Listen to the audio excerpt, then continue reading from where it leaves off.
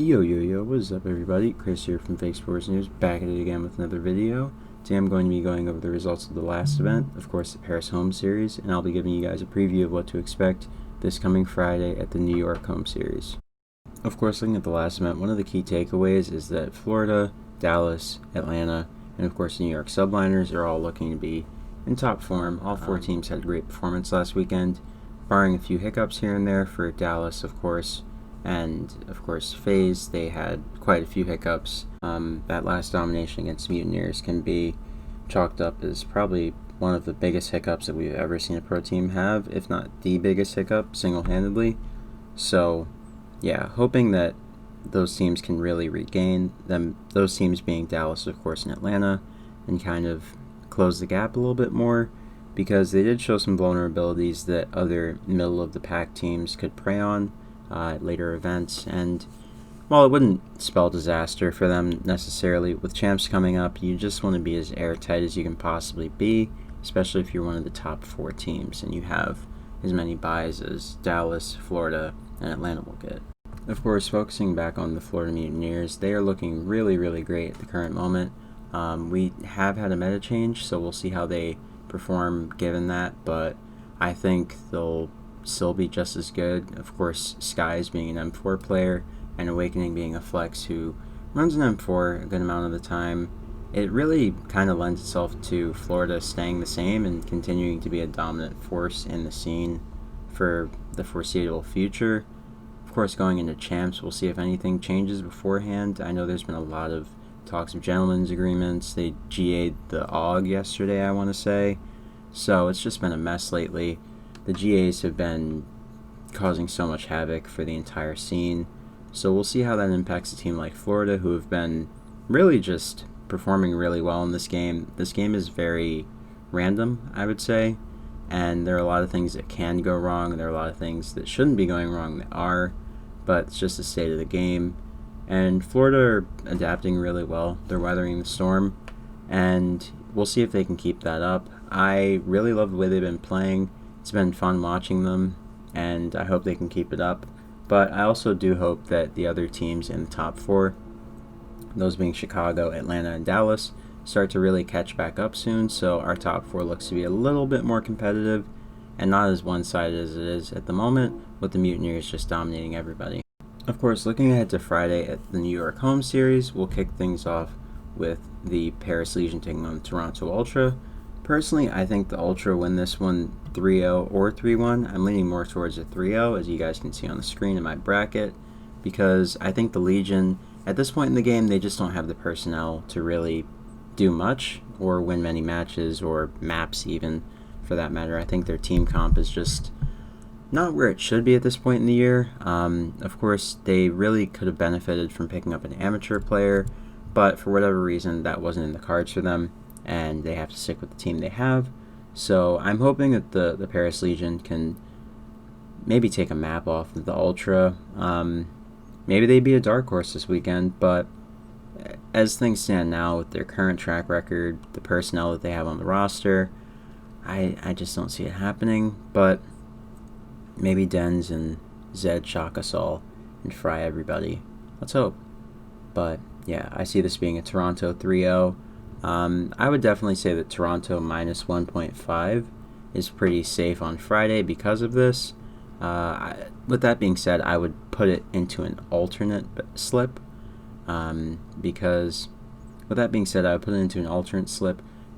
the likelihood of Toronto winning 3-1, it's great. 3-0 or 3-1, it's great, yes, but there is a possibility that it goes 3-2 and the Legion maybe fix something or turn something around, or this new meta just seems to favor them, with Dens being such a strong AR. So with that being said, I would definitely have an alternate slip with Toronto minus 1.5 or Paris plus 1.5 if you feel that Paris are going to take a couple maps. Personally, I'm not too crazy about that idea, so I'm going to take Toronto minus 1.5 on my alternate, but do as you please. Looking ahead to our next matchup, we'll have the Chicago Huntsmen taking on the London Royal Ravens. I'm expecting this one to be pretty closely contested between these two teams. Of course, Chicago and London, they scrim a lot and they trade maps, so I think this will be a really competitive matchup. But I do see Chicago taking it. I think they take it 3-0, and I will tell you why. They've been frying in scrims lately. The 2 AR meta is really seeming to favor their team composition, with RC's Informal, of course, being on the AR. I mean, it's an unstoppable duo, and really any COD, including this one. So, we'll see how the Huntsmen perform on Friday. I think they'll win this one 3-0, though. I really just don't see London being able to compete with them. Zero is a great AR, one of my favorite players, as you all know. But I really don't see him and Shawnee, or Wuskins and Shawnee more likely being able to compete with the 2 AR setup on Chicago. Of course, you also have to take into account that really anyone on that team can run an M4 and do well with it. I mean, Pristini's a sub player, but if need be, he could pick up an M4 and he'd do so well with it. For that reason, I favor Chicago.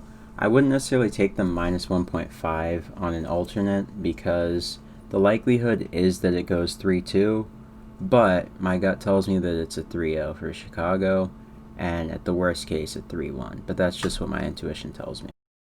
Looking ahead to our next match, we have the LA Guerrillas taking on Atlanta Faze. Of course, the LA Guerrillas have improved a lot recently, so I'm interested to see how they perform in this matchup. Also, with the meta change, of course, we have Aqua running the main AR. I'm not too sure who would be their flex. I'm assuming Vivid, but not 100% sure on that. If you guys know, let me know in the comments. Maybe Blast. I could see Blast doing it since he was main AR at one point. But we'll see how this goes. I think Faze, with, of course, Cellium and Major Maniac on AR, I just don't see the Guerrillas having a chance to beat them. But, of course, Modern Warfare is the game of upsets, so we'll see what happens. Personally, I see this being a 3-1 for Faze. I think the Guerrillas may be taking S&D, but they might take a respawn also. That's why I say 3-1. I don't really think it'll be 3-2, but knowing how Faze have been recently, given their recent form and the fact that they have loved Game 5s, I think they've probably had, like, I'm not even joking, maybe like 7 Game 5s out of maybe like the 9 matches they played in the last 3 events. So, yeah, we'll see how this goes for FaZe Clan. I think it's a 3-1. Regardless, I think FaZe win this, but we'll see.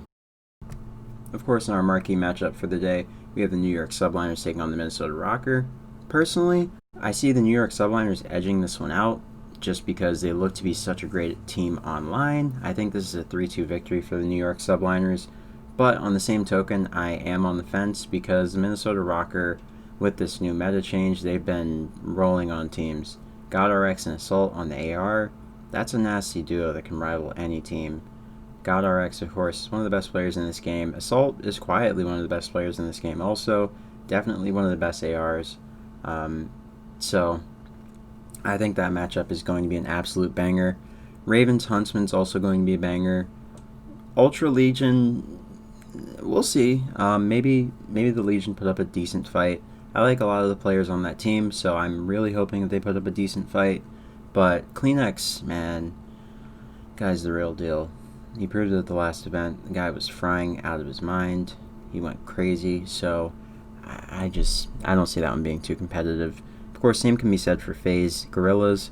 I'm hoping that's more competitive than we all assume it will be, just because the action would be better with more competition. But yeah, all things being considered, I think it'll go exactly how we expect it to. I don't see this Friday being too crazy, apart from the potential upset on the part of, the Minnesota Rocker and potentially the London Royal Ravens. The London Royal Ravens have been playing very well over the last couple months, of course, since adding Zero. So anything can happen with their team. It really just depends on how they start. If they come out hot map 1, they could really win the series, I believe 3-2. But if they start slow, then Chicago wins at 3-0. Hey, that rhymed. But yeah, those are my thoughts. On to the initial lines. So I would say take Toronto and Atlanta minus 1.5 on Friday. I think that's relatively safe. If you want to, I would do an alternate slip with Atlanta, Chicago, and Toronto minus 1.5. I would not do an alternate with New York, Personally, I would stay away from the New York Minnesota match altogether, even for money line. I just don't know how it's going to go, so I just can't call it. So yeah, guys, what I would say is for the money line, your main slip, I would say Toronto, Atlanta, and Chicago. It's relatively safe. The odds are pretty good last I checked, so hopefully that brings you guys back a nice return. Of course, in the case of handicaps, I would say minus 1.5 Ultra, minus 1.5 Faze, hedged with the Chicago money line. It's also a good idea, so that's a nice initial stake. And of course, if you guys stay tuned to our Twitter account, we will be giving signals all weekend long.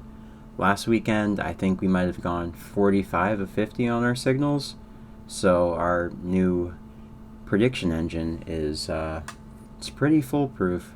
It's been working like a dream lately, and hopefully we can continue winning big, because the returns last weekend, at the last event, were incredible with the predictions that we got from our system.